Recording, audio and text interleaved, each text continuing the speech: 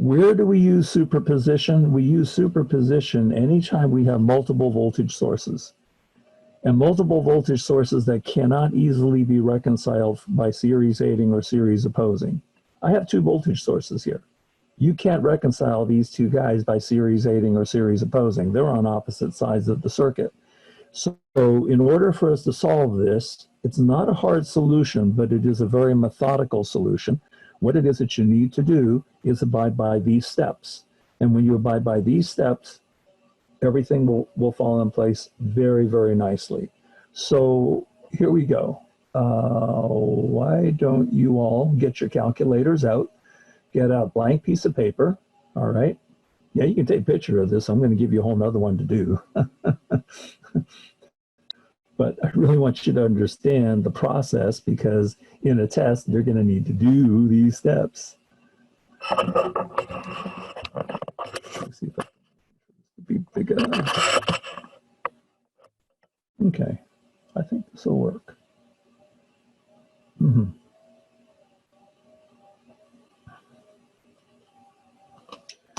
Okay, calculator in hand.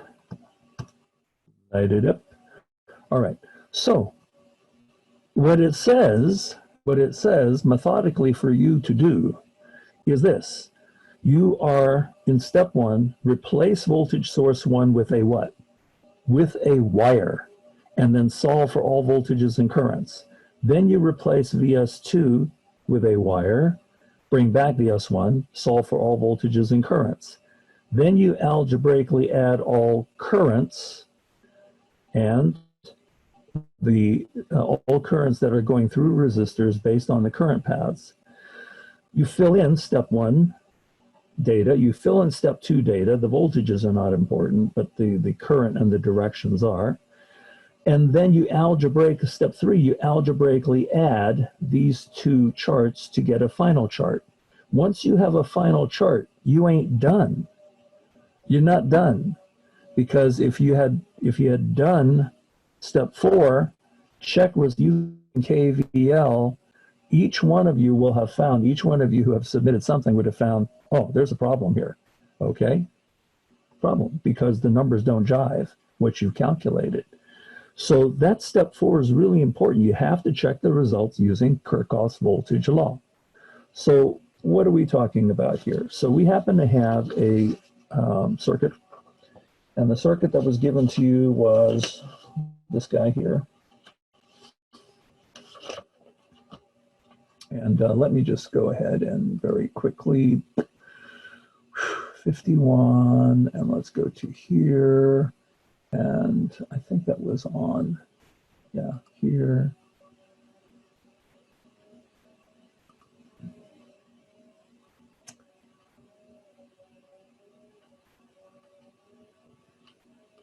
Not there. Okay. I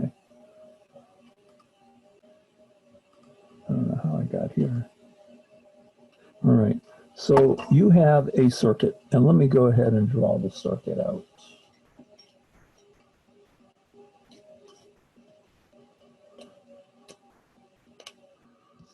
The circuit that you're given initially,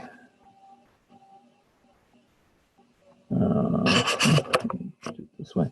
The circuit that you're given was shown like this, and I'll draw this large. And it had one voltage source with a positive plate on top, and it had a second one also with a positive plate on top. They don't always work out this way, but it turns out this one did. And one was labeled VS1, one was labeled VS2. Anyway, one was given as 5 volts and one was given as 10 volts. And you had 3 resistors. So according to step 1 of your analysis, the very first thing you were supposed to do was replace VS1 with a what? With a wire, and solve for all voltages and currents. Done. We will replace VS1 with a wire. So what that means is here, I'm going to have a wire where VS1 used to be. I have a resistor, I have another resistor, I have a 10 volt source, right here, there. And then the ohmic values that you were given was, this was an R1, this was an R2, this was an R3. And this was 4.7 kilo ohms, this was 6.8 kilo ohms, and this guy is 10K ohms and 10 volts. So you're asked to fill in this chart because there's 3 resistors. So you can have an R1, you have an R2, you have an R3. And the only thing you're concerned about is this. Here's your R values. So what are the R values? What are the R values for each of these? So R1 was 4.7K ohms. R2 is 6.8K ohms. This guy is 10K ohms. And you have a voltage source in this particular case of 10 volts. We'll just leave that on the side right now, because this is your arrows for current. And this is for current. We can skip the voltage column right now. All we need, this is all we need. So when you go to play with this particular guy, you're tasked with doing this. You're tasked with analyzing the circuit. So we've analyzed this type of circuit before. It is a combination circuit. It has some series components, has some parallel components, and it's our job to determine what is which. Let me get this off our screen in a moment. Don't know where that came from, doesn't matter. So when you go to analyze something like this, here's the voltage source. Where do you put your eyeball? You put your eyeball here. This is the point that you want to be looking back at the circuit to determine what is going on. So we happen to have positive, negative, and this lead of R2 is attached to positive, therefore it is positive. The other side is going to be negative. So take a look at how the electrons flow. The electrons leave the negative source, come here, and guess what happens at node B? We'll just call this node B, and we'll just call this node A. What happens at node B? Victor, what happens to the current when it goes to node B? They have to split. It splits. Part of the current comes up here, part of the current goes this way. So if the current is coming up, what is the polarity on the bottom of this resistor? Ivan, what is the polarity on the bottom of R3? This is electron current. It's positive, right? No, sir. Negative. It's got to be negative. It's not a 50-50. So the reason why you got to understand that it's going to be negative is this. Electron current flows, and I wrote this in a previous one, and you really got to get this one down, is this. Electron current flow model. Okay. We also have an alternative to this. It's called conventional current. But electron current's the easier one to understand for most students who are beginning in electronics. And there's 2 things. Number 1, electrons flow from the negative side of a Vs, comma, through the circuit, comma, to the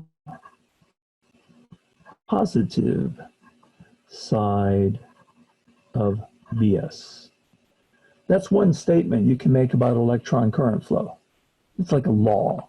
Okay, if you don't have this in your book, you don't have this in your manual, you got to write it down. Because I said in that notebook that you've been writing stuff in, you could use that on your final exam. This is one of the things you've got to have written down. Then there's a number two, and that says electrons flow from the negative side of devices, comma, through them, comma, to the positive side of these devices. Very, very important you get those two statements down. Very important. Because without this understanding, you won't be able to circuit analyze any circuit properly. So what it says electrons flow from the negative side of a voltage source through the circuit to the positive side of the voltage source. Do I have electrons shown here leaving the negative side of the source? Yes? And they're running along, they hit this node. And at this node, the current has no option but to split. It has to split. All of it's not going to go up R3. All of it's not going to go in this wire. It has to split. Part of it goes up R3. Part of it comes over here. Now let's see what happens. It comes over here, comes up, comes over, flows through R1, hits node A. So what happens at node A? What happens at node A? I have current going through R1, going towards the right into node A. I have current coming up through R3, going into node A. What happens to these two currents? These two currents combine to give us the current going back to what side of the source? Going back to the positive side of the source. So if you read this definition holds for all the arrows that I've drawn in this picture. Electrons flow from the negative side of the voltage source, goes through the circuit, and then to the positive side of Vs. Then over here, electrons flow from the negative side of devices, which means if it's flowing from the bottom to the top for R3, the bottom has to be negative. And then it flows what? Through the devices, and then to what? To the positive side of these devices. That means the top of R3 must be positive. If the current is flowing in this direction, up and then through R1, as it flows through R1, it flows from the left to the right. Using this definition that I wrote down here, Edwin, what polarity is my left side of R1? It would be negative. How many people agree with Edwin that it's going to be negative? Me. I hope so, because we said it flows from this side to this side, going through the device. That means the other side must be positive. So your polarities have to be very specific. The directions have to be very specific. Can we fill in the current column? What is my direction of current through R1 according to this drawing? So the question goes to Ivan. Is the current through R1 going up, down, left, or right? Going right. Going right. Good. How about the current flowing through R2? Brandon, left, down, up, or right? R2. Right. It's flowing to the right. So far, so good. How about the current through R3? Victor, up, down, left, or right? Up. Up. So are these three arrows very, very evident for us to see? Okay, we don't have this information yet, but we can certainly fill in the arrows. So we have some more things to do, okay? So what we need to do is continue with our circuit reduction over here. We have to simplify this guy. So again, the eyeball goes on the part of the circuit that is farthest away from the source. We put our eyeball here, we look at this wire. What relationship do we see that will allow us to simplify this circuit? So the question goes to Gerardo. What do we see here?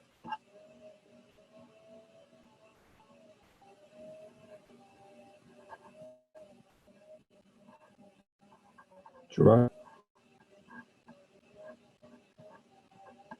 You're up, Gerardo. Unmute your microphone, please.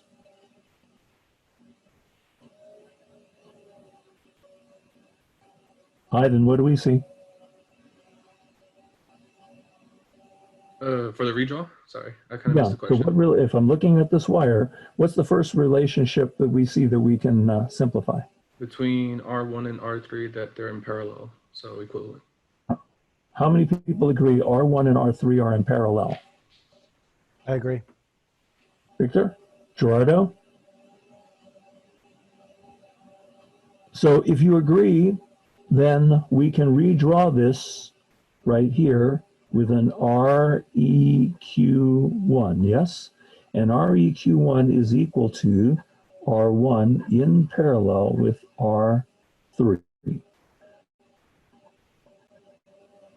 And so let's go ahead and do that calculation for what that parallel works out to be. So put 4.7K in parallel with 10K, and I'm going to be looking for an answer in just a moment.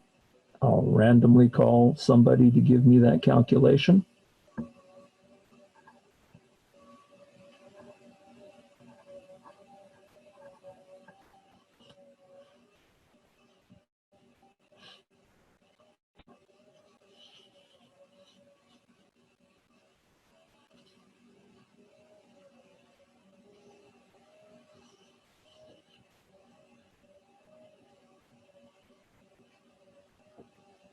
Okay, so question would go to Brandon. What do you calculate for REQ1? I calculated 3.2 kilo. Kilo ohms. How many people agree that this should be 3.2 kilo ohms? Anybody have any questions about that? It is 3.2 kilo ohms. All right. And so we have now taken the three resistors, we've taken a superposition circuit, replace one voltage source with a wire, leave the other one in, and solve for the circuit. And when we solve for the circuit, we end up with this REQ, we end up with this. Now, from here, can we determine an RT? What would my RT for this circuit be? I would simply have these two guys in series, and if I add these two guys in series, I'll end up with something very close to 10K ohms, yes? Yes. It's very close to 10K ohms. It's like 9.99727 K ohms. So we'll put down the approximately equal symbol, approximately equal to 10K ohms. So now that you have 10K ohms here, do we have enough information with a 10-volt source to determine what the amount of current will be? 10 volts is the source, 10K ohms is the resistance. So what is my current? My current should calculate simply using Ohm's law, and Ohm's law is V divided by R. So when I take the V and I divide by the R, the value of the current works out to be what? Gerardo, do you have that for us, please?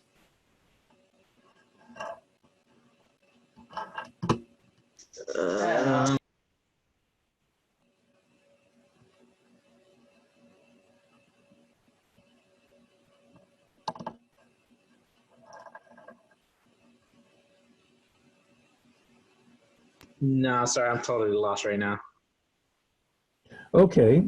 Are you following along with my drawing that we have a simple series circuit? Yeah. And in this simple series circuit, I only have one voltage source. Yeah. And these two guys combine to give me ultimately a single Right. RT with a 10-volt source. Right. So that's Okay. kilo ohms, right? And so this works out to be approximately 10K ohms and a 10-volt source, Right. which I have here. It's a 10-volt source and it's approximately 10K ohms. I'm looking for a current. So it's 10 volts divided by 10K, which gives you what, Gerardo? 1 milliamp. Okay, very good. 1 milliamp. Okay, there.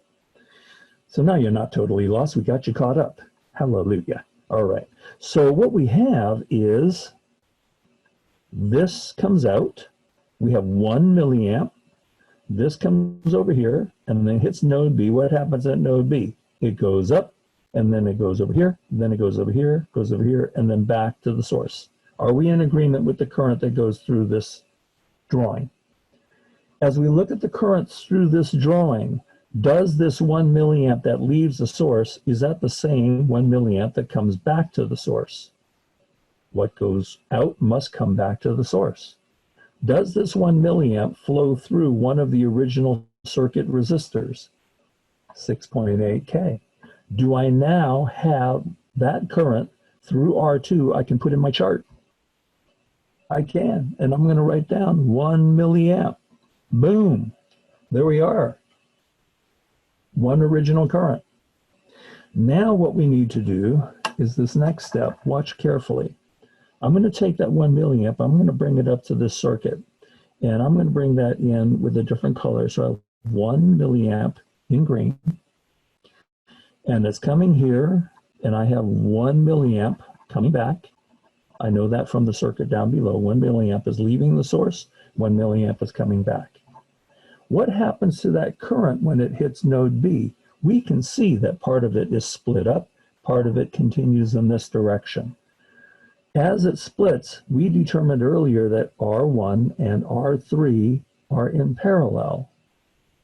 So in order for us to find the currents, couldn't we use current divider formula?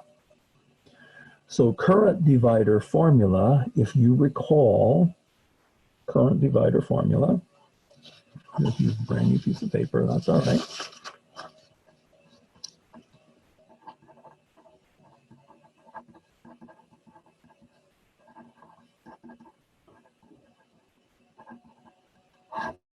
Current divider formula was given as IRX is equal to RT over RX times I total.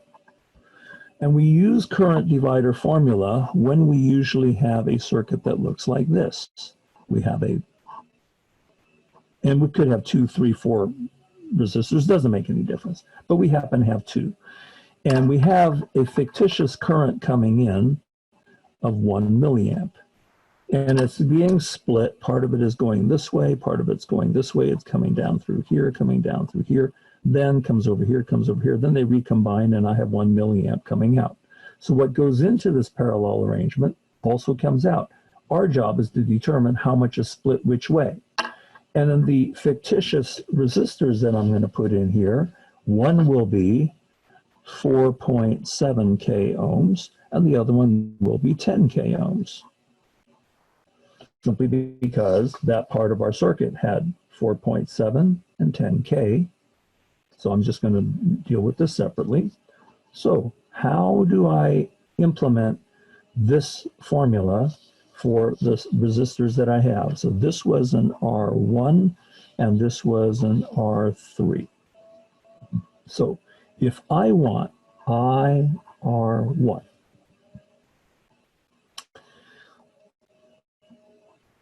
I need to have some kind of an RT over Rx. So Rx will be R1, and then the I total in this case is 1 milliamp. What am I going to use for RT? Question goes to Ivan. What am I going to use for RT? Am I going to use this 10K ohm RT over here? No. You're going to use the R equivalent. Exactly. The R equivalent, number 1, was equal to RT, and that's equal to R1 in parallel with R3. We calculated that earlier as 3.2K ohms. So that's 3.2K ohms. And so we will have REQ1 takes the place of RT. So now when I start filling everything in, IR1 is going to be equal to 3.2 kilo ohms, and this is going to be over 4.7 kilo ohms, and I'm going to multiply this by 1 milliamp. Now you got a shortcut here, my friends. You have kilo on top of kilo, they just cancel each other out. So all you're doing is really, really basic math. The math is nothing more than, let me clear, 3.2, and I'm going to divide this by 4.7, and I'm going to multiply this by 0.001, which is 1 milli, and bam, there is the current. Do you all end up with, and look at 680.85 microamps? Is that what you have? Okay, so this side works out to be 680.85 microamps. We started off with milliamps. We split this into microamps. Now, we need to calculate the next current. We have to find the current through R3. So IR3 is going to be equal to REQ1 over R3 times 1 milliamp. Pop the numbers. My IR3 is going to be equal to 3.2 kilo ohms over 10 kilo ohms multiplied by 1 milliamp. Guess what? The kilos cancel again.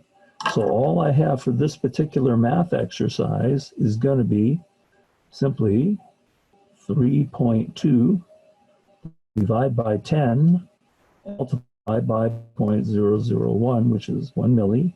And what's my current? My current works out to be 320 microamps on this side. 320 microamps on this side.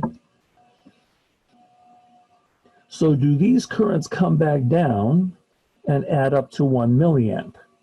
And when you go to add them up, they come really, really close. It works out to be,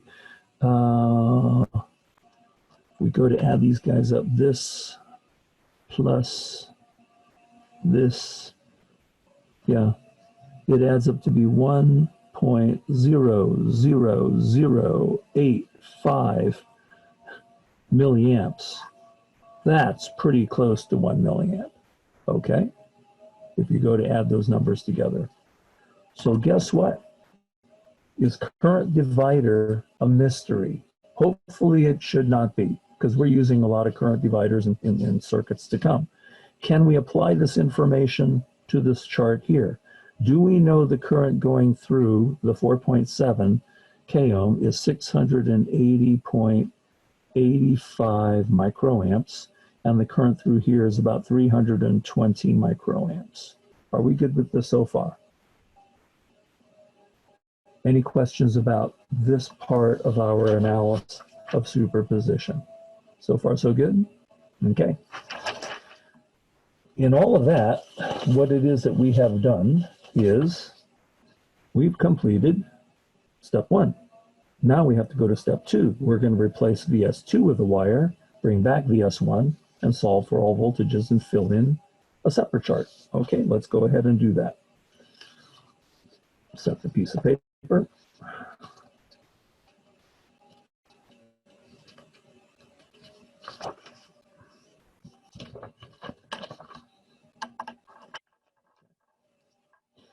My original circuit.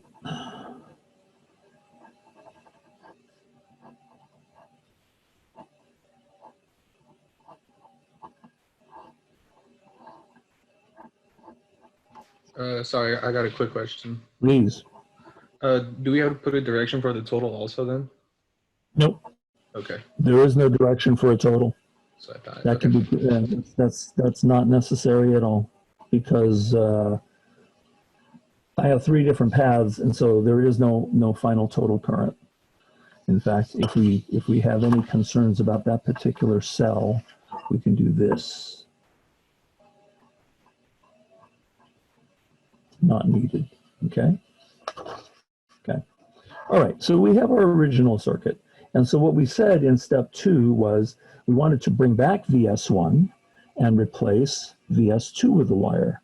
So here's my VS1. I will call this A. Replace this guy with a wire.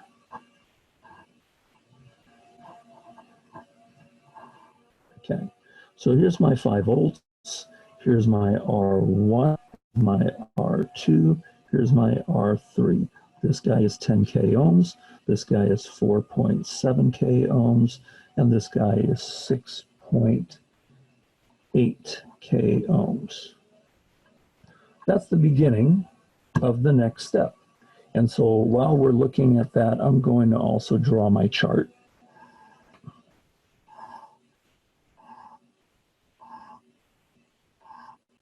So R1, 2, R3 have a total.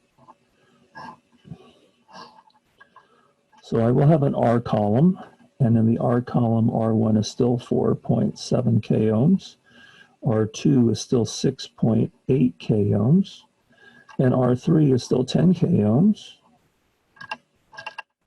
And don't I copy the R total from the previous one? Is this supposed to be 10K also? We calculated it once before. Ivan is shaking his head. Says no. Brandon is shaking his head. Says no bueno.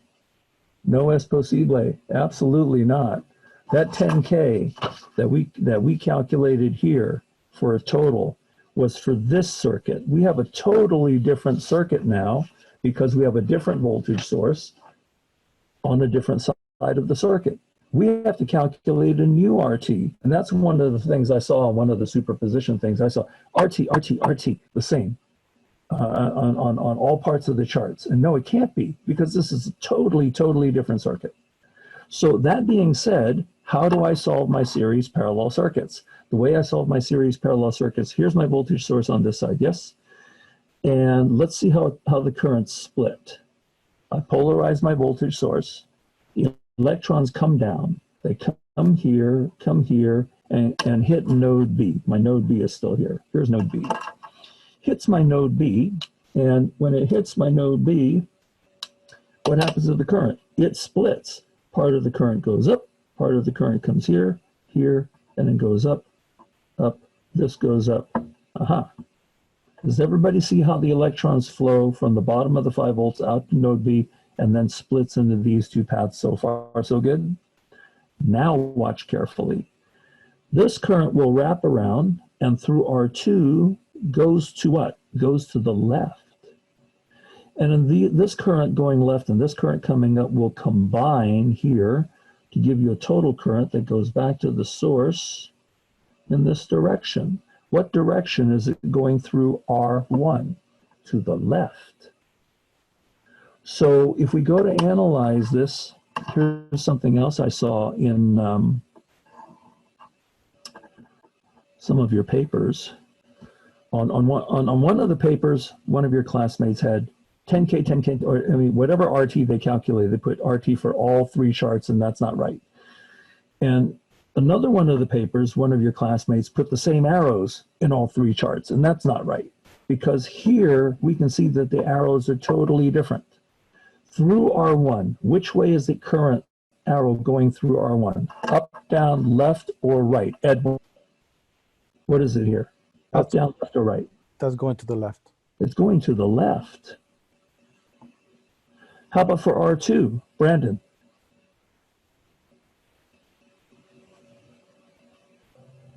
It's going to the left. Going to the left.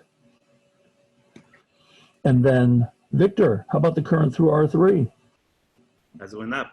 That's going up. So if we just compare just this part of it without doing any calculations, if we compare this to the first table, don't we have decidedly different directions of current going through R1? This first analysis has this much current going to the right. This next analysis has current going to the left. This first analysis has 1 milliamp going to the right. This next analysis has current going to the left. That's why we have to finish our calculations. It turns out the current through R3 in both of these instances is up. So at least we have consistency there. All right, let's continue with this and see what happens. All right, so now we have to do some circuit reductions. So where do I put my eyeball? Mr. Edwin, where's my eyeball going to be? To the lower right. to the lower right corner. My voltage source is here. I want to be at the opposite corner. So I want to be here looking back in at the circuit. And as I look back into the circuit, what relationships do I see here, Victor? What relationships are revealed to you? R3, R2 parallel. R2 and R3 are in parallel. How many of you agree that R2 and R3 are in parallel? Because they are. So they are going to be replaced with a single REQ1, which represents R3 in parallel with R2, which means I have 10 k ohms in parallel with 6.8 k ohms. And in this R1 over here, R1 is still 4.7 k, that hasn't changed. And my 5 volt source is still 5 volts. So now I am looking for a calculation for REQ1. Gerardo, can you give us the calculation for REQ1 where I have 10K parallel with 6.8K, please? Yeah, let me calculate this. Sure. Okay. Parallel with 6.8K, 4 point, right, to get 4 kilo ohms, approximately. Yeah, so give me that number again, 4 point what? Well, I got 4.047, so 4 kilo ohms. You got to round to second digit after the decimal point. 4.04, I'm sorry, 4.005.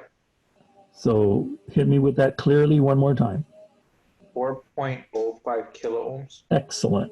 How many people agree with 4.05 kilo ohms?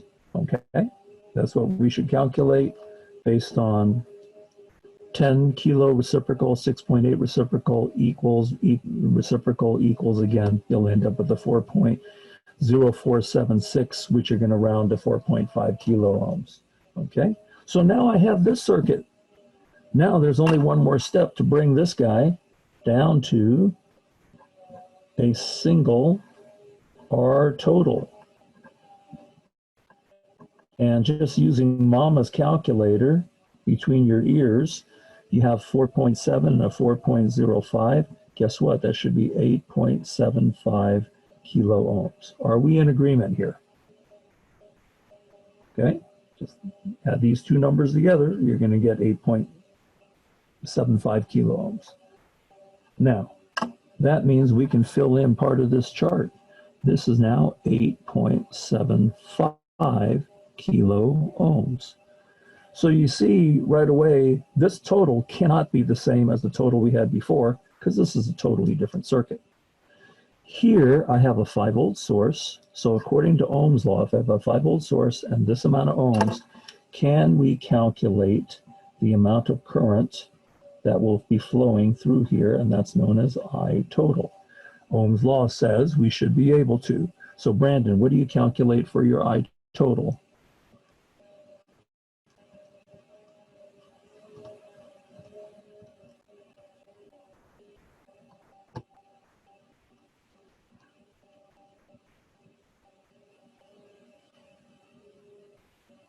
Can you hear me now? I can, yeah, now you can speak. 571.43 microamps. Okay, 571.43 microamps. Is everybody okay with that being the total current? Okay, so we can fill that in here, 571.43 microamps. And again, this cell here, there is no total current. We can leave this one out, just like we leave out the voltages. Only interested in those arrows, this total current, and what happens here. So let's see what we would do. What would be the next step in our analysis? Victor, how would we proceed from here?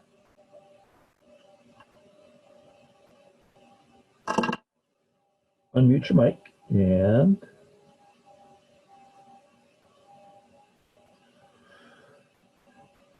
where do we go from here? We just calculated total current.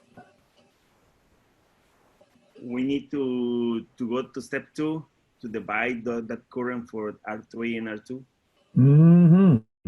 We want to take this information and bring it back upstairs. Okay, we need to take this and bring it back upstairs. So we can see one resistor, one source, one current. If I bring this information back to this drawing, positive, negative, even before the split, Victor, this is a very important step right here. By taking this current back up here, this 571.43 microamps, in this redraw, does this current flow through any of the original circuit resistors, gentlemen? R1. R1. We can see from here, if we take this current and now move it to this redraw, that current does flow through an equivalent, which we will have to do a current divider to split, but it does flow through an original circuit resistor, R1. So since we see this current flow through R1, we know the current is to the right. Can we fill in that value of 571.43 for R1? Can we do that now? Yes. 571.43 microamps. Boom. Now that takes care of the simplest redraw. That takes care of the next simplest redraw. Now we have to take it up to this draw where the current splits. And so where the current splits, we're going to engage our friend, good old CDF. What is CDF? Current divider formula. And the basic form of the formula, as you recall, IRX is equal to RT over RX times I total. That's the basic formula.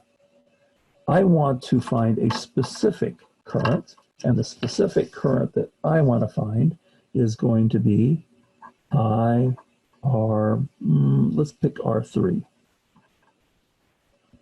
So I have times 571.43 microamps. What I use for the denominator is the value of R3, 10K ohms. What do I use for the value of numerator, RT? What should I use there? Question goes to Ivan. What should I use here for the numerator? Use the R equivalent 3 and 2. Yes. And the R equivalent we calculated earlier was 4.05K. So I'm going to put that here, 4.05K ohms. Is there something we can cancel on top and on the bottom of numerator and denominator? Kilo ohms, yes? They don't even enter into the calculator whatsoever. So all we have to do is simply take 4.05 and divide by 10 and multiply by the current we calculated earlier, and we have a current. So your IR3 here works out to be what value of current? Question goes to Edwin. What value do you calculate?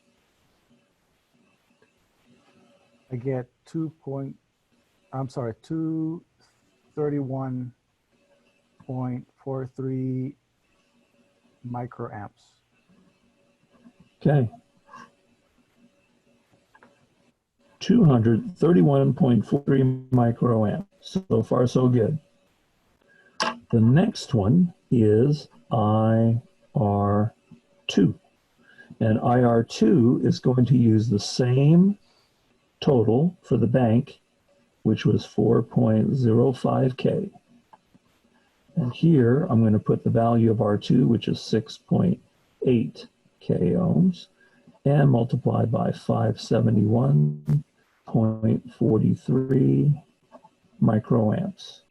Something in the numerator and the denominator cancel. I don't have to enter those kilos. So the math is very simply 4.05 divided by 6.8 and then multiply by this current. So the question goes to Brandon. Do you have that calculation for us, please?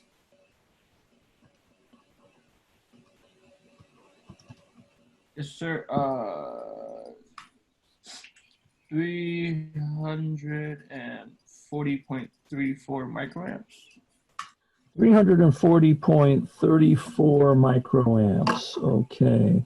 So IR2 equals 340.34 microamps. Wow. These are nice numbers. Do we have any clue whether these are right or wrong? How can we double check these numbers if they are right or wrong? Victor. If you add both results, it should give you the total current. I believe so, yes. If we add the branch current that went up and this branch current that went this way, they're supposed to combine to give us the total going back to the source. In other words, this number plus this number has to add up to 571.43. So let's go ahead and do that. Let's go ahead and hit add and enter and add. And guess what? It's pretty much the same. So I'm going to go ahead and write these numbers in. 340.34 microamps. And this one is 231.43 microamps. Do we have numbers we're happy with here? And do we have numbers that we were happy with before? Are we good with this so far? All right, so that means, going back to our original superposition paper a couple of weeks ago, we've done step one, filled in a chart for step one. We've done step two, filled in a chart for step two. What are we supposed to do for step three? For step three, algebraically add all what? Currents through resistors based on current paths. So we need to algebraically add these two charts of information together. Well, we're not using this paper because that was a couple of weeks ago. We just calculated these guys. Yes? So I need a third paper. So I'm going to get a new chart. So I'm going to create a brand new chart.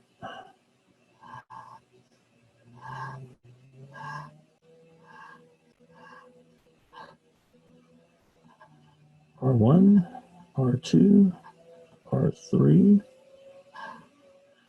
and I'll leave out the R's in this particular case, but I do need the directions and I do need the, well, I need the R's, I need the directions of the arrows, I do need the currents.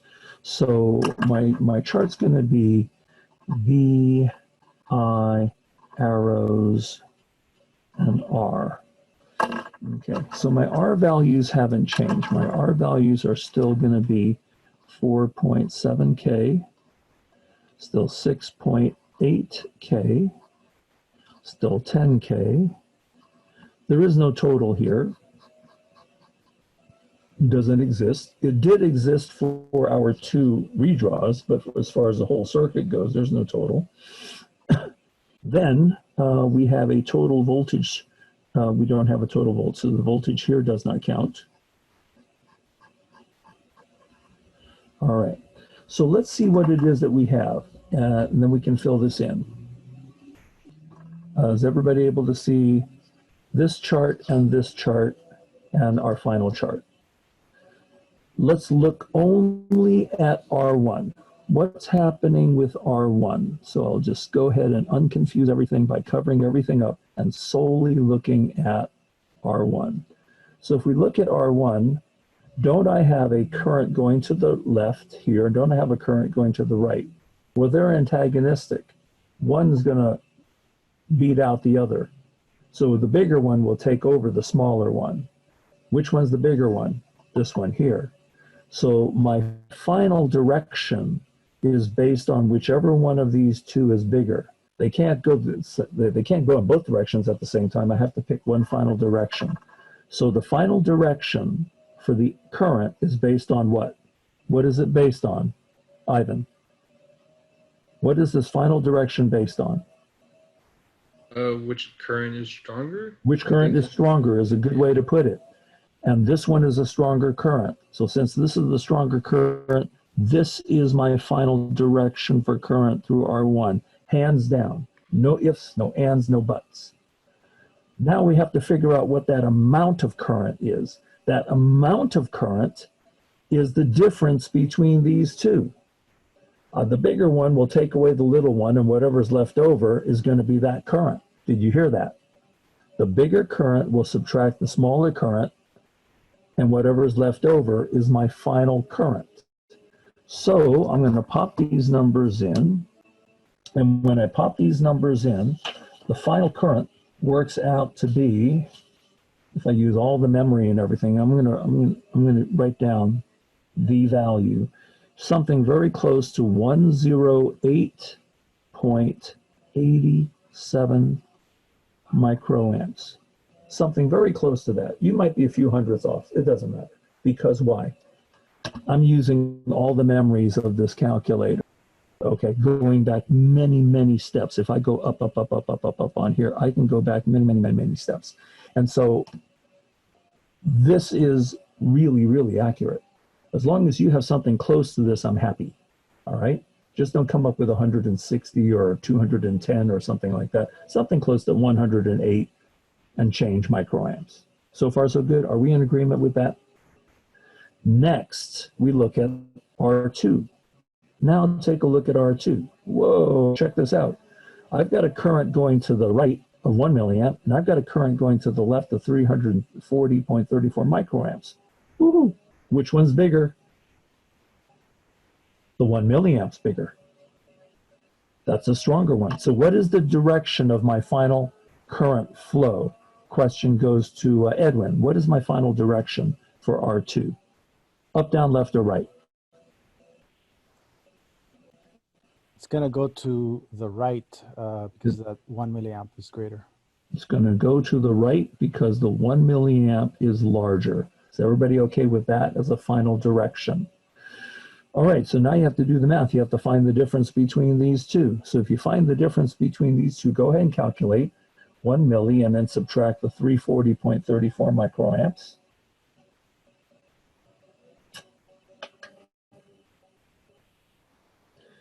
And I will be looking for an answer from Gerardo. Do you have that current for me? So looking for 1 milliamp subtract 340.34 microamps. Just subtract this. 659 microamps. Very close, my friend. That's very good. It works out with all the memories in my calculator to be 660.04 microamps. Okay, as long as you end up with something close, that 659 will work for me. Something close, but this is as accurate as it's going to be. Is everybody okay with something very close to this, whatever you calculate? Done? Done. Now. Real quick, sorry. Yeah, please. For the IR1. For IR1. Would you take 109? Would I take 109? Yeah. Yes, I would take 109. Yeah, 13 microamps. Yeah, sure. All right, that's fine. Now let's go on to IR3. Take a look at IR3. IR3 shows an arrow up of this number and an arrow up of this number. Oh my goodness, Victor, what are we going to do with this? Which one is stronger? Actually, both of them go the same direction. Both of them go in the same direction. Does that give me some idea how to mark my final direction? And what should that be? It should be up. They both go in the same direction, so it's both going up. So if they're both going up, do I take the big one, subtract the little one here, Victor? What should I do? I should add them, yes? Everybody understands. I should add, yes, since they're both going in the same direction, they're not antagonizing each other. So if you go to add this, you will end up with 551.17 microamps, or something very close to it.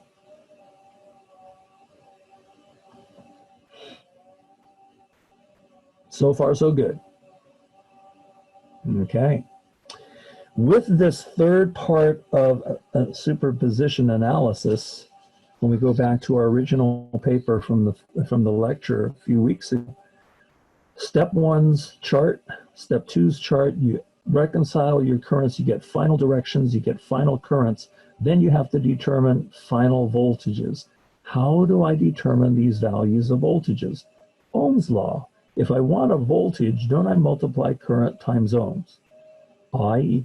V is equal to I times R. I have the I here, and I have the R for my resistors. Don't I have the I here, don't I have the R, can I use the I times the R to get my V's? So let's go ahead and calculate these. And so, Brandon, you're going to calculate VR1. Edwin, you're going to calculate VR2. Ivan, you're going to calculate VR3. So take this current times these ohms. Brandon, you calculate a voltage here. Edwin, take this current times these ohms. You calculate a voltage here. Ivan, take this current times these ohms. You calculate a voltage here. And let's see what you come up with. So Brandon, do you have a final voltage for R1? I have 511.69. Excellent. So it works out to be 511.70. What? What are my units? Millivolts. Millivolts. Very good. Okay. And then Edwin, do you have the value of voltage for R2? What do you calculate here? 4.49 volts. 4.49 volts. Very good. Ivan, what do you calculate for voltage for the third resistor? I got 5.51 ohms. All right. 5.51 volts. Oh, volts, sorry. Yeah, volts. Okay. Everybody all right with that? This is now going to be put into our final drawing. And we're going to introduce a final drawing. And the final drawing will be this.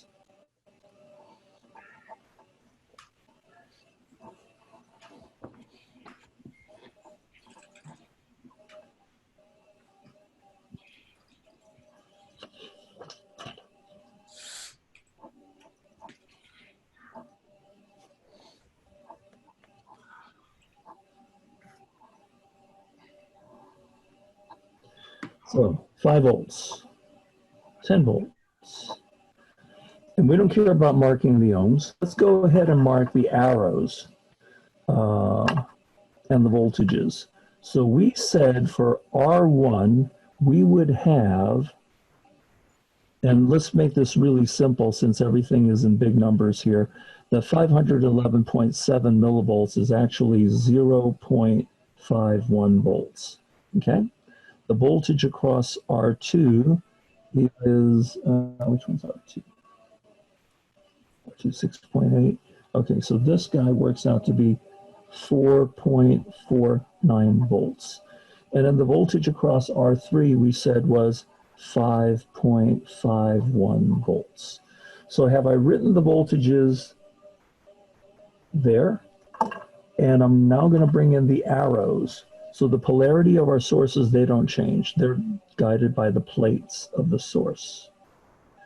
Do I have a direction of current for R1? The direction of current we said was to the right, correct? So I have to draw an arrow to the right, which means this side of the resistor has a polarity, the left side has a polarity, the right side has a polarity. So based on the direction of current flow, Victor, what polarity should this side of R1 be? It should be negative. And why should it be negative? Yeah. Just tell them to bring it by the RMA for now, row by row, and I'll meet them over there. Yeah, mute your microphone, pal. Okay, it should be negative based on the direction of the current, but if you check at the battery, terminal position is positive. Correct. So it should be negative. Based on the electron current theory, this side has to be negative because the current flows, we said, the final current flows from left to right. Huh. But it seems to be antagonistic with what we've done in the past. If this is a positive plate, we normally would have marked that as being positive. It's okay. Here, superposition tells us it has to be negative because this is the balance of currents in this circuit. This side has to be positive. All right. Now let's take a look at the current through R2. The current through R2 is to the right, like so. What is the polarity on the left side of this resistor, Brandon?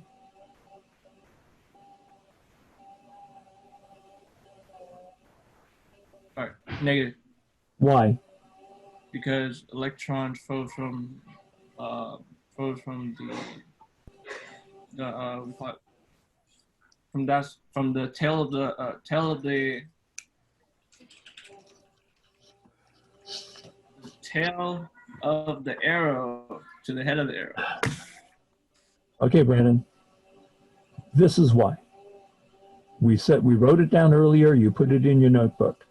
Electrons flow from the negative side of these devices through them to the positive side of these devices. That's what this is definitively what tells you the polarity of what's going on. This statement right here regarding electron current flow model. So we wrote that down earlier. We're going to take that and say, okay, since it flows from the left to the right, it must flow from the negative side through it to the positive side of that device. Our polarity for R2 must be this way. No ifs, no ands, no buts. Then the current through R3, we said over here was going up. So I'm going to draw the arrow going up like so. All right. And now, Gerardo, can you give me the polarity of the 5.1 volt source? What polarity would this be at the top? Because I got a positive here, I got a negative here. So what polarity should it be at the top? Should be a positive. And should it be positive? Sorry, you got cut off. What did you say? And why should it be positive? Why should it be positive there? Because it flows from the tail to the head. Flows from the tail of the arrow to the head of the arrow. That's fine, yes. And the tail of the arrow for electron current flow is negative, and the head is positive. That works fine. Now, do I have all voltages? Do I have all arrows? And do I have all polarities? Now, I'm not done. Don't pat yourself on the back because you ain't done. You've only done step 3. You've done step 3. You've algebraically added all currents through the resistors based on current paths, and you got this really nice chart. But what did you need to do in step 4? It says in step 4, no ifs, no ands, no buts. It says 4, check results using what? KVL, Kirchhoff's voltage law. How do I check these results? Well, I'll show you how. I'm going to put in here some points. We already had A, we already had B. We'll just keep those. Those will be the same. Then I'm going to make this point over here C, I'll make this point D, make this point E, and make this point F. Are we good with this so far? There was a statement that we made back when we talked about Kirchhoff's laws, and that's in the video on YouTube on Kirchhoff's laws. And Kirchhoff's laws were very specific. There was a Kirchhoff's current law and a Kirchhoff's voltage law. And so Kirchhoff's laws, if I go back to that slide for just one moment. Going back to that slide for just one moment. There you are. This is from a couple weeks back, and the YouTube is on YouTube. It says Kirchhoff's voltage law, KVL, says the algebraic sum of all voltages in any closed loop must add to 0 volts. And I'll leave it up here for a moment just so that you can copy it down. This needs to be in your notes. KVL is an abbreviation for Kirchhoff's voltage law. And it says specifically, as you copy this down, the what sum? The algebraic sum of what? Of all voltages where in any closed loop must do what? Add to what? Add to 0 volts. That is absolute. This is a law, just like Ohm's law. Irrefutable. So this is from a lecture a couple weeks ago, and this is also in YouTube. So you want to review this whole thing. You want to review Kirchhoff's laws, Kirchhoff's current law, Kirchhoff's voltage law. That lecture is about maybe 45 minutes. It's worthwhile for you to review. And I said that it was one of the ones that was absolutely necessary for you to review, maybe more than once, in order to successfully take on the superposition challenge. Okay, and so that being said, let's go now and take a look at these loops. Do I have loops here? I have a small loop on this side, so I'm going to do this.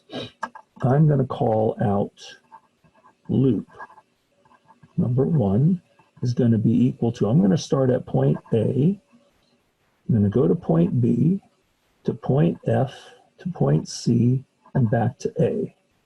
Let's see what happens mathematically when I do this.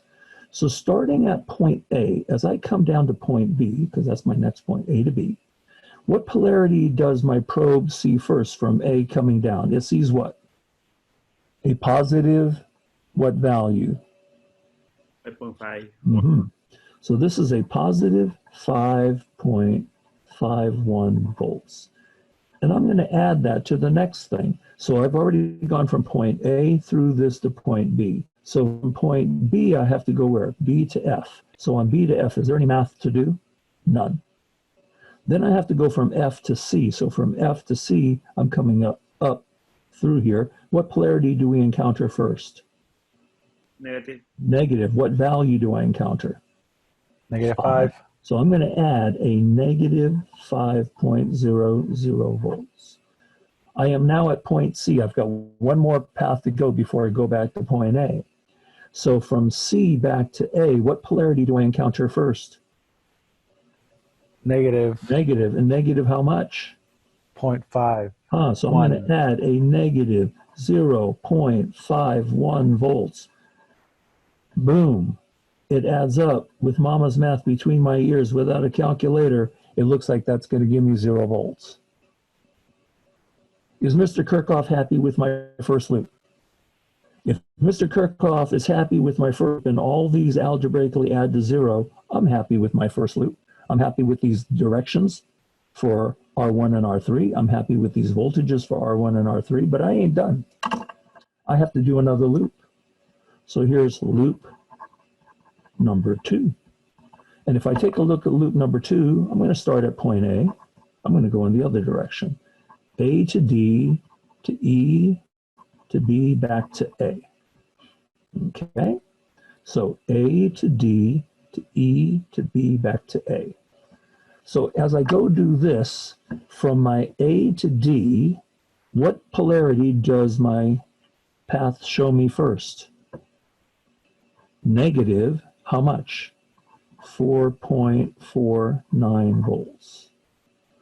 Then what I'm going to do with that? Then I've got to add that from point D to E. I see a positive 10 volts. So I'm going to add a 10.00 volts right there. Now I'm at point E to B. Is there any math to do between B and E? Nothing. It's just a bare wire.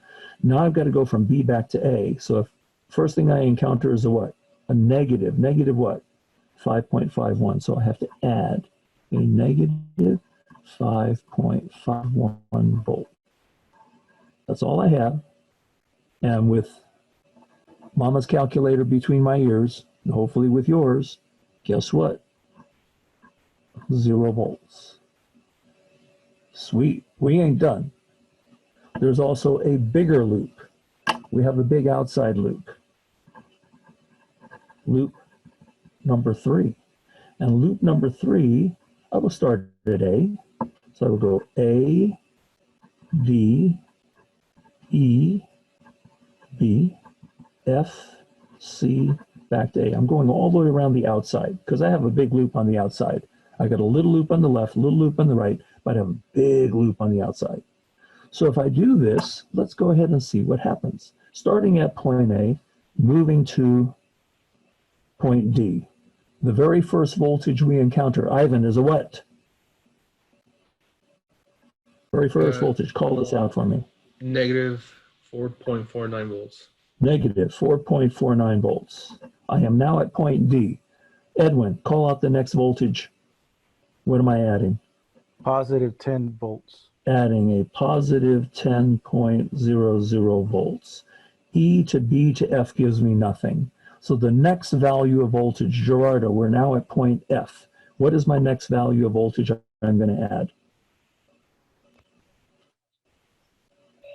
We started here and came around. Now we're here. 5. What polarity do I see first? Minus. So I have to add a minus 5.00 volts. Now I'm at point C. I got one more path to go back to A. And in this last path, Brandon, what do you see? Negative. Adding negative what? 0.51 volts. Wow, guess what? If I go to add these guys all up together, what am I going to get? 0 volt. 0. Yes, sirree, Bob. That for sure adds up to 0. According to Mama's calculator she blessed me with between my ears. Okay, so is Mr. Kirchhoff happy? And only if these loops, only if these loops add up to 0, so we can now conclude by using KVL, comma, that all final currents and voltages and directions of currents are correct. If you don't do this very last step, if you don't confirm this using Kirchhoff's voltage law, then we haven't proved what we needed to prove. Just filling in the chart doesn't end there. You have to take this back to this final drawing. And notice this final drawing, I left out the lettering R1, R2, R3. I don't need the clutter. I know where they are. I left out the ohms. I don't need them. This is just more clutter. The only thing I need in this drawing, voltages, arrows, and polarities. And then I put in the additional letter points that allow me to set up the 3 different loops, and that is what allows me to confirm what I have for superposition. Okay? So for those of you who gallantly tried, hopefully this helps reveal some of the misconceptions that you may have been under. Hopefully this brings clarity to what it is that you have been doing, that now you know where the adjustments are. And for each one of you who did try, without KVL at the end, you would have no clue that your numbers were right or your numbers were wrong. So Victor's showing me, yes, it's beautiful paper. Yes, everything is working out now. So guess what? You will have another superposition exercise to do, okay? And you will follow all the steps of the original lecture. So review the original lecture or review tonight's lecture. Step 1, replace one voltage source with a wire, solve for all currents and arrows. Replace the second voltage source with a wire, bring back the first one, solve for all voltages and currents. We got that. Algebraically add all currents through the resistors. We did that. After you algebraically add them all together, 4, check results using Kirchhoff's voltage law.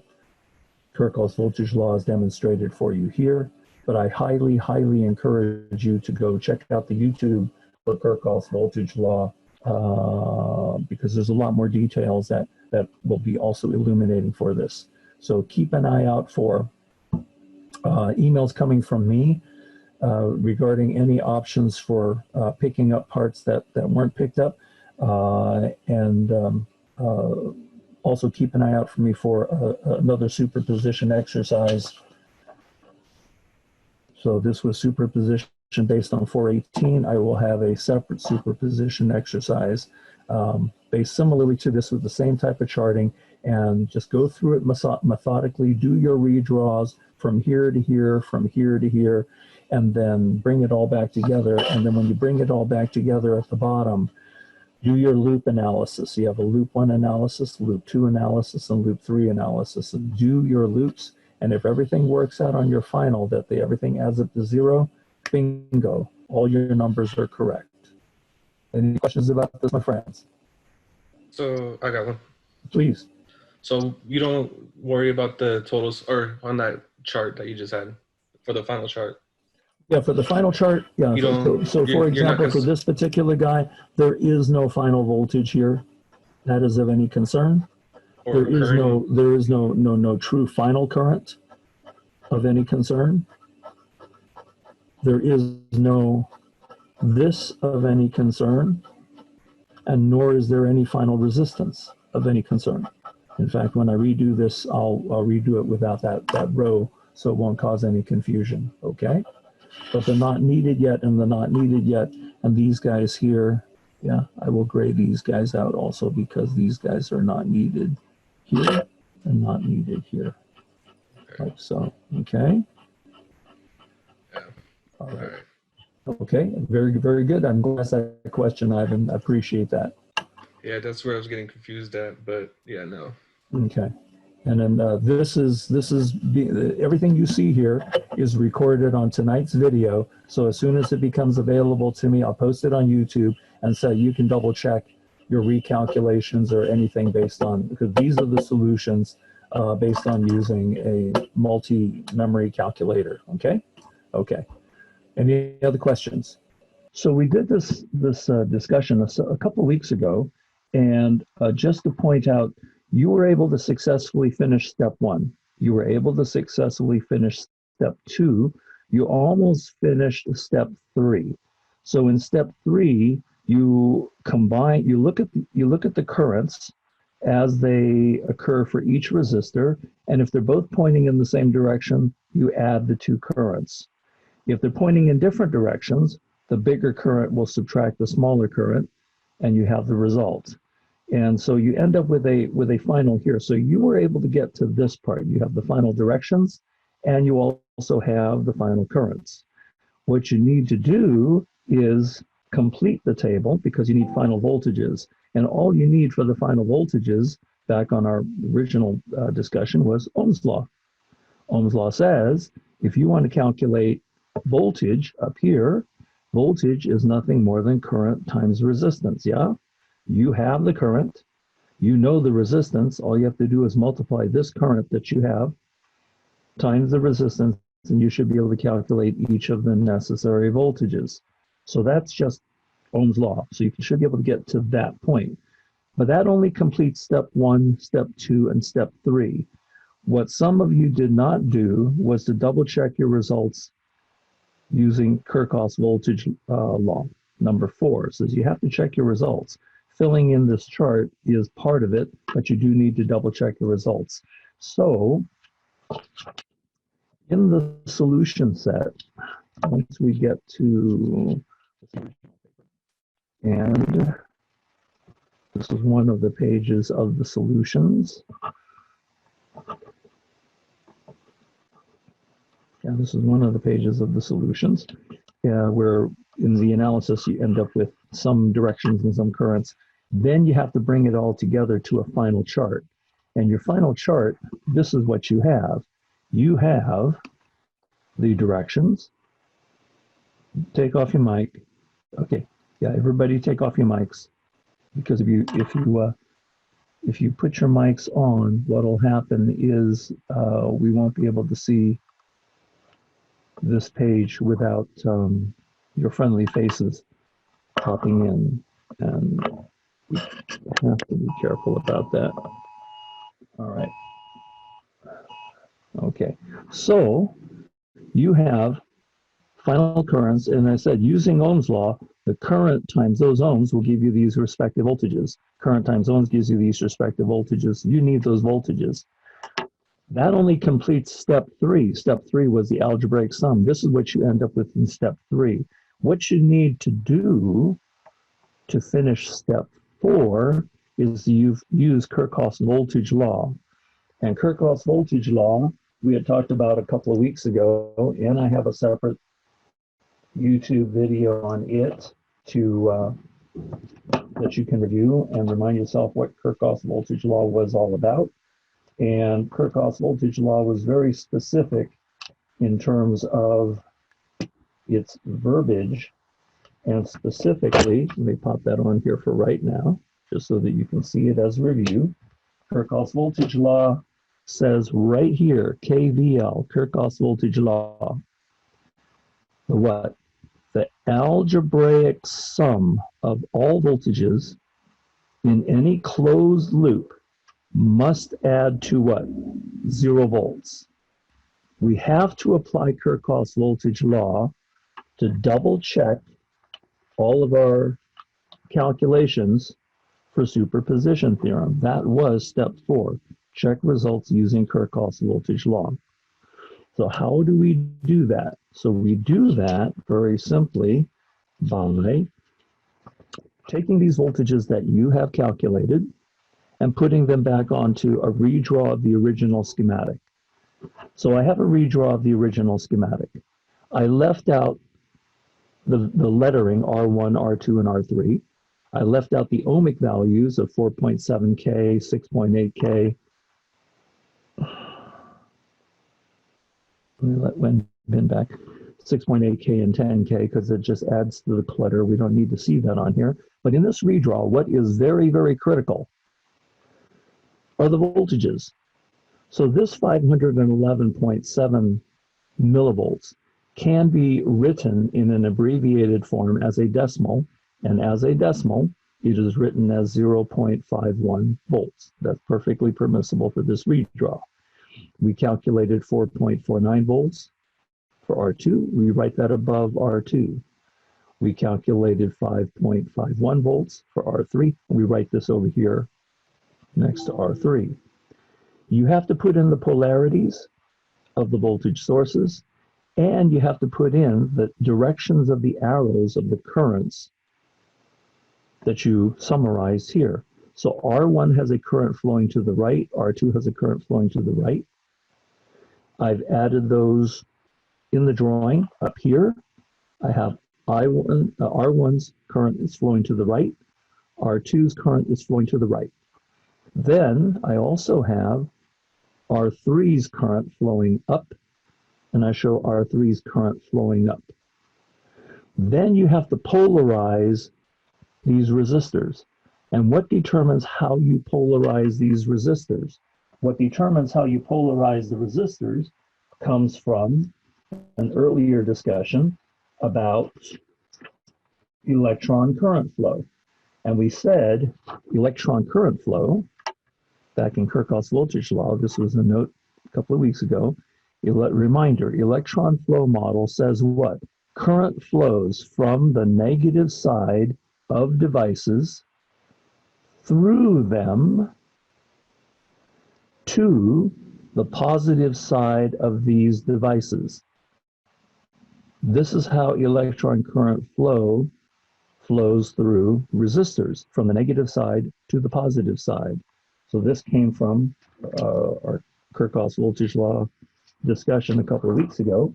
And how we apply that here is very simply, if the current is flowing up through R3, it flows from the bottom to the top.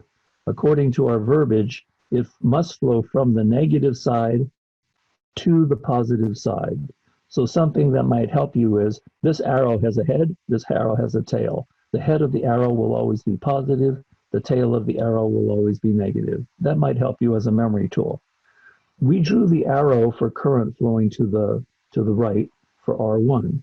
This is the tail. It's going to be the negative side. The point of the arrowhead is the head. That will be the positive side. And by the same token, we drew the arrow for current flowing through R2, flowing to the right. So this side being the tail is going to be negative. This side being the arrowhead will be positive. Once you have those polarities in place, this drawing is now ready for Kirchhoff's voltage law. And Kirchhoff's voltage law says specifically, we're going to analyze 3 different loops. And in any closed loop, the algebraic sum of the voltages must add up to 0 volts. So I've added some letters here. We had the original A and B points, but I've added C, added D, I've added E, I've added F. And so that way it allows me to map out the direction of my loop. So if you take a look at loop 1 shows point A to point B, F, C, A. Meaning if I start at point A and I go to point B, then I go to point F, then I go to point C, and then go back to point A, I have completed a loop. And I'm going to map out all of the values I see along the way. So from A to B, I have a positive 5.51 volts. From B to F, I have nothing. It's just a bare piece of wire. From F to C, I have a negative 5 volts, which I write down here. I'm going to add a negative 5 volts. And then from C, going back to A, we observe a negative 0.51 volts, which I'm going to add right here. And when I sum these 3 voltages in this loop, guess what? It does add to 0. This is for everybody, okay? This is not just for Kyle and Andrew. Everybody. There's a lot of people left this part out. They thought that, they finished this, but they didn't demonstrate any of this that was part of the lecture and also part of the YouTube video. You have to do these parts to confirm. Second loop is the right-hand side loop. Did I map out the letters for the loop? A, D, E, B, and A. And as I go around the loop, here's A. I'm going to D. I'm going to E. I'm going to B. And I'm going back up to A. And if I count all the voltages according to the polarities that I see in this loop, I will have the sum of negative 4.49 plus a positive 10 plus a negative 5.51. Guess what? 0 volts. So Mr. Kirchhoff is happy with 2 loops so far. But we have a third loop. We have an outside loop. We have a big loop. Point A to D to E to B to F, C, and A. So I'm starting here at the top, A to D to E to B to F to C and back to A. And if I count everything around the outside loop, I have these voltages, and guess what? They do also add to 0. Only then can you accept these numbers as being correct. So we can now conclude by using KVL, Kirchhoff's voltage law, that all the final currents and voltages and directions of current are in fact correct. Okay, so you'll be seeing another superposition exercise as part of your homework set moving forward for this week as we do other things. So hopefully that will help give you some clarity on finalizing your work. Also, something that came up in the discussion with my 51 people, and that is, this is your homework sheet, is there is no final current that is part of that first part of the analysis. There is no final current that is part of the second part of the current analysis. The ohm totals are different. This is the ohms total for 1/2 of your superposition. This is only for part 1. Only when we have this redraw. This is the ohms total when we have this redraw. In the final circuit, there is no ohms total. So in the final circuit, this is what you're all going to see. In the final circuit, this is grayed out because there's no final voltage, because we have voltages all over the circuit. There is no final current, there is no final direction of arrow flow, and there is no final ohms. So in future documents, this part of the chart will be left out because it's not significant to us. What is significant to us is this redraw. What is significant to us are these voltages. What is significant to us are the directions of the arrows. What's significant to us are the polarities across the resistors based on the arrows here, here, and the polarities on the sources. And then you do your loop analysis. So what I have written here in tiny is the same as the sheet that I showed you a moment earlier. I have a loop, add things up, 0. Add a second loop, add things up, I have a 0. Have a third loop, add things up, I have a 0. Only when all 3 loops individually add up to 0 do we accept final circuit as being analyzed. So this is what your final should look like.